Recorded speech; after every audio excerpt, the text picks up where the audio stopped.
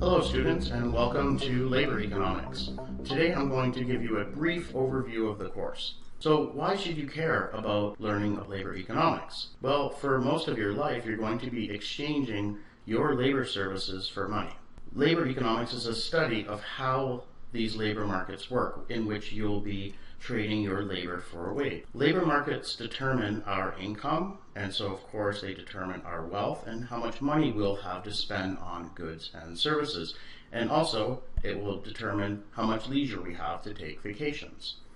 So overall, labor economics gives you a really solid framework to analyze many different social and economic problems. We're going to look at some important questions in this course. One is, do minimum wages increase the employment rate of less skilled workers? Do social programs that are meant to help the poor have some unintended consequences, like providing for a disincentive to work? Do wage and tax subsidies from the government encourage firms to increase employment? What is the impact of safety and health regulations on employment and earnings? Does it make workers better off, worse off, happier, or more unhappy? Are government subsidies of investment in human capital an effective way to improve the economic well-being of disadvantaged workers? So to begin with, let's talk about a market. Let's refresh our ideas from introductory economics and talk about a market. Economics in general is a study of how people behave in markets. It's a study of the interactions between decision makers, and that occurs in markets for goods and services or other commodities. So on the right, I have a diagram of a typical market for a good or service. You have your demand curve, which is downward sloping, and that's because we believe consumers will purchase less if the price is higher and vice versa. So there's an inverse relationship. We also have the supply curve, and that's representing the firm's behavior. The higher the price, the more a firm would want to offer for sale on a market. And we have the equilibrium, which is P star and Q star.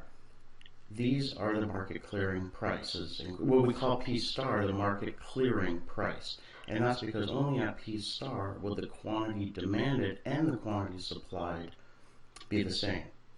At any other price than the equilibrium price, we will have either a shortage or a surplus. If there's a surplus, for example, if the price in the market were above P star, we would have a surplus, and firms would not want to keep overproducing.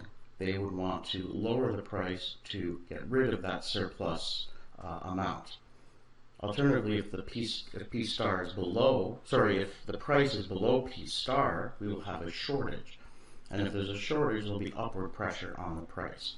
So there's a tendency in a market for the price to go towards the intersection of the demand and supply curve, which is the equilibrium. And so many times we're interested in the determinants of equilibrium prices and the quantities of goods traded. What's different about the labor market? Well, labor economics is the study of just one particular commodity, and that's obviously labor services. A formal definition is labor economics involves analyzing the determinants of the various dimensions of labor supply and labor demand and their interaction in alternative market structures to determine wages, employment, and unemployment. So we will be looking not only at competitive markets, but also market structures such as a monopoly. So here's our standard market for goods and services. Here we have price and quantity, so this is the same diagram that we just saw. And if you remember, behind the demand curve were consumers, and behind the supply curve were firms. So the interaction of demand and supply in a market, or in other words, the interaction of the firms and the consumers, results in a price and quantity. Now, how does the labor market differ? Well, what's the price in a labor market? Well, what's the good that we're talking about? Well, labor. So what's the price of labor? Well, the price of labor is the wage. Okay, so here we have wage on the vertical axis, On the horizontal axis, we have the quantity of labor. So we can think of this as the quantity of labor hired. It could be in number of workers or hours, depending on the context. If you haven't thought of this already, you should notice that here the demand curve is not consumers, but it represents the behavior of firms, because firms are the ones that are going to demand labor. The supply curve is for workers, and this shows the relationship between wages and how much labor they would want to supply. The higher the wage, more people would want to supply labor because they're getting paid more. So it's a positive relationship.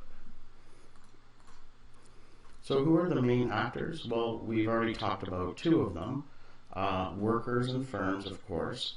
And as you may remember from your microeconomics course, there's no pure market economy. There's always some role for governance, because markets, although they're very good at being efficient, they can also provide negative externalities. So they're not always perfect. And so there's always a role for governments to sort of keep the market in check. Okay, so we have three actors: workers, firms, and governments. Now, workers are the most important factor, right? Without workers, there is no labor market. Workers' main objective is to maximize their utility. So in our models, that will be one of our assumptions. They're going to select the best option from available choices to make them the happiest. There tends to be a positive relationship between their working time and payoffs, and we'll look at a model of this later on in the course. Workers' decisions, well, workers decide when to enter the labor force. Workers decide how much training and schooling they should get, what occupation or industry they should work in, how much to work, and if they're in a job, they can decide whether or not to quit and try and look for a new job. Firms, well, firms are motivated to maximize profits, of course. The relationship between their demand for labor and wages is going to be negative. It's going to be an inverse relationship.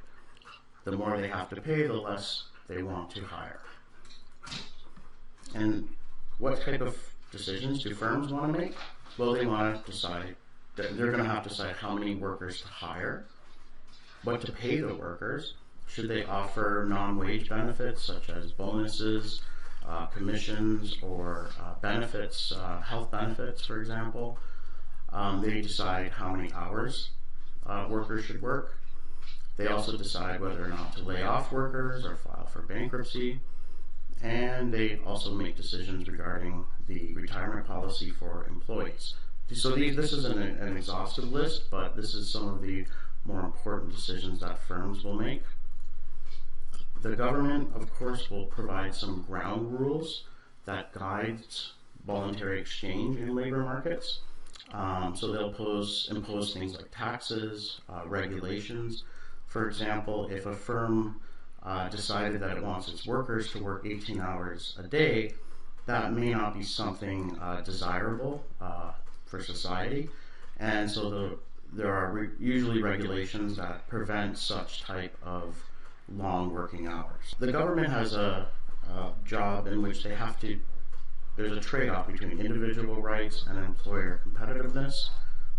They also can provide training, insurance, such as unemployment insurance for workers in case they get laid off. And they also have regulations around compensation, for example, the minimum wage. The key labor market outcomes are wages and employment, unemployment, labor shortages, and wage differential. These are important outcomes that we will be looking at in the course. And there are a number of influences that can affect these outcomes. Of course, legislative interventions. So any government interference in the market will change the outcomes. Unions and collective bargaining will certainly affect wages and employment. And of course, the market structure in which the firms and workers are operating in will have an important effect on the labor market outcomes. And this is true for both the product and labor markets. An overarching theme in the course is the neoclassical model, which is the neoclassical supply and demand model. And this is the workhorse of labor economics. Many of the broad range of outcomes can be distilled into two variables, employment and wages. And these can go a long way into explaining a whole host of different labor market outcomes. So the key ingredients in the neoclassical model are behavioral assumptions about how the buyers and sellers, those are the two players, respond to prices and other factors. So the firm's behavior is represented by the labor demand curve.